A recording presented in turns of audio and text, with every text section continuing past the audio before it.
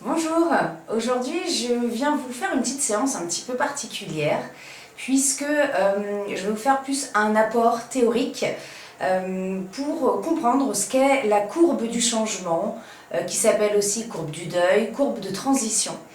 Alors dans un premier temps je vais vous dessiner la courbe.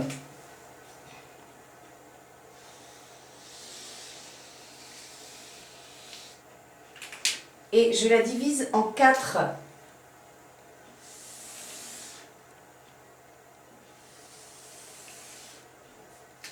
Puisque vous allez voir dans la description que je fais qu'il y a 4 temps différents, 4 espaces un petit peu différents. Alors voilà, aujourd'hui, cette courbe permet en fait de se situer dans le temps pour comprendre lorsqu'on est en période de changement, pour prendre du recul et de définir là où on se trouve, et ce qui permet surtout de prendre du recul, de ne pas culpabiliser en se disant oh là là, j'arrive pas à avancer, alors que c'est normal si on n'arrive pas à avancer dans certains moments, puisqu'il faut passer par différentes phases pour pouvoir passer à autre chose. Alors, voilà cette courbe du changement. Et ici, on peut appeler ça sa zone de confort, la zone où nous avons l'habitude d'être avec nos habitudes, notre façon de fonctionner. Et arrive ici un moment où il y a un changement dans notre vie. Alors ça peut être plein de changements différents, hein. Ça peut être la perte de quelqu'un, le décès donc de quelqu'un, ça peut être un changement de vie, une séparation, un changement de travail. Voilà, ça c'est donc tout ce qui est changement dans notre quotidien. Ça peut être également la fin d'un projet qui a été mené depuis des mois, que ce soit au niveau de travail ou que ce soit personnel. Voilà, cette courbe de changement est importante de connaître dans sa vie pour pouvoir prendre conscience que chaque moment est important et que chaque moment doit être vécu pour revenir dans sa zone de confort ici et prendre conscience de nouvelles choses. Alors, la première étape ici, comme je vous l'ai dit, ici, on sort de notre zone de confort, de nos zones habituelles, et nous avons une information qui amène un choc.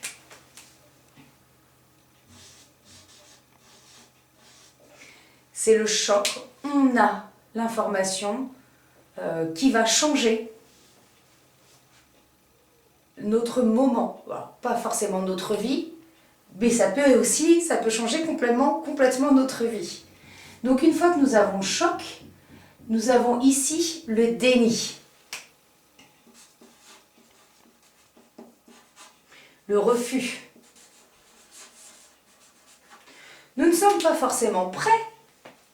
Nous avons reçu une information qui change le cours de notre vie ou le cours de notre quotidien, mais nous n'étions pas prêts, donc nous sommes dans le déni, dans le refus. Non, non, non, moi je veux pas que ce changement-là soit là, je refuse. Non, c'est le déni, je comprends pas, j'entends pas. Et du coup derrière ça génère des émotions, ça génère des émotions qui sont de la colère, de la peur, de la fuite. Non, je ne veux pas entendre. Alors je vais très facilement faire énormément de choses, je vais m'activer parce que je veux fuir, je veux pas prendre conscience de ça, je ferme les yeux. Donc je suis dans le choc, je suis dans le déni, je ne veux pas entendre, je fuis, ou je suis en colère. Et la colère cache derrière bien d'autres choses, souvent, quelque chose de beaucoup plus profond. Et lorsque je suis dans l'émotion, c'est parce que j'ai peur de l'inconnu, j'ai peur de ce qui va se passer là. Ouh loulou, qu'est-ce qui va se passer ici? Je ne sais pas, donc j'ai peur, je suis en plein dans mes émotions. Mais pour pouvoir passer à ce stade-là, il faut pouvoir entendre ces émotions, les accepter. Parce que sinon, une émotion, elle est là pour nous dire « Attention, il y a quelque chose qui ne se passe pas bien, il y a quelque chose qui dépasse les limites que je m'étais fixées. » Et ces émotions-là, du coup, ne sont pas entendues. Donc elles reviennent en force, et tout le temps, et tout le temps, et tout le temps. Et du coup, on reste dans ces émotions-là. On ne peut pas avancer. Donc il faut les écouter. Si elles sont là, c'est qu'elles ont quelque chose à nous dire. Pour pouvoir passer à l'autre stade, c'est le stade du marchandage. Donc ici, nous sommes dans le déni. Et ici, dans la résistance.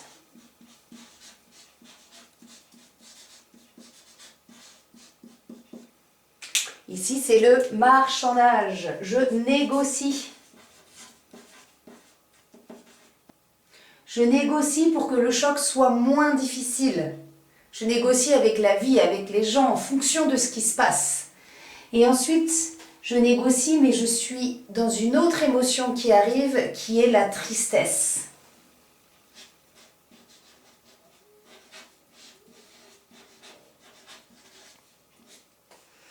Et cette tristesse, elle est là, ça fait partie d'une émotion également. La tristesse, elle est là pour dire au revoir à quelque chose. On pleure, on est triste, mais c'est pour dire au revoir à ce qui vient de se passer, pour accueillir autre chose. Donc du coup, c'est accepter une certaine réalité pour pouvoir aller vers l'avenir. Mais ce qui est difficile dans notre société aujourd'hui, c'est de montrer que nous puissions être vulnérables.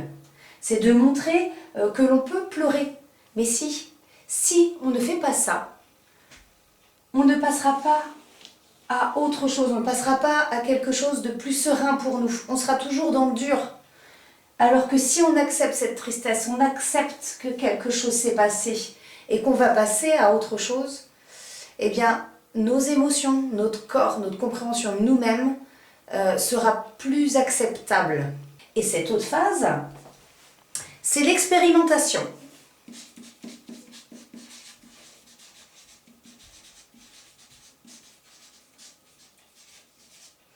Alors là, l'expérimentation, c'est j'essaye, je prends conscience de ce qui s'est passé, je fais un bilan de tout ce que j'ai pu traverser, des émotions que j'ai eues, de ce que j'ai pu négocier et ce qui ne m'a pas fait ramener à mon stade d'avant, à ma zone de confort d'avant, aux émotions que j'ai pu traverser, de la tristesse.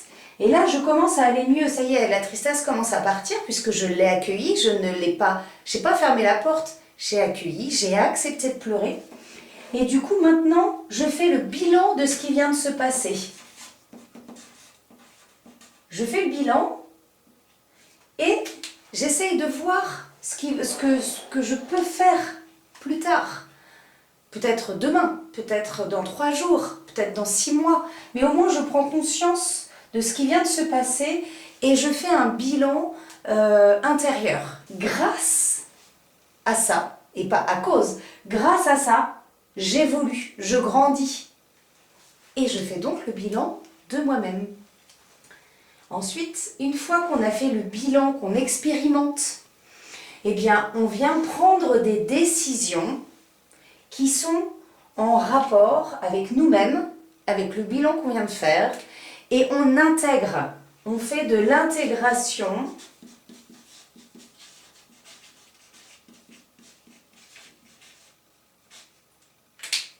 de tout ce qui vient de se passer. Et comme on a intégré, on prend les décisions qui nous correspondent. Et comme on prend les décisions qui nous correspondent, eh bien on se retrouve beaucoup plus à l'aise dans nos baskets, en accord avec nous-mêmes. Voilà cette courbe du deuil. Et cette courbe du deuil aujourd'hui vous permet, quand vous êtes dans une situation de changement ou de mal-être, de prendre du recul et de vous dire « Ok, je suis dans quel endroit et ça fait combien de temps que j'y suis ?» Mais c'est aussi, je déculpabilise. Si ça fait un moment que je suis dans la tristesse, eh bien c'est ok. Je sais que, pour l'instant, j'arrive pas à passer au-dessus.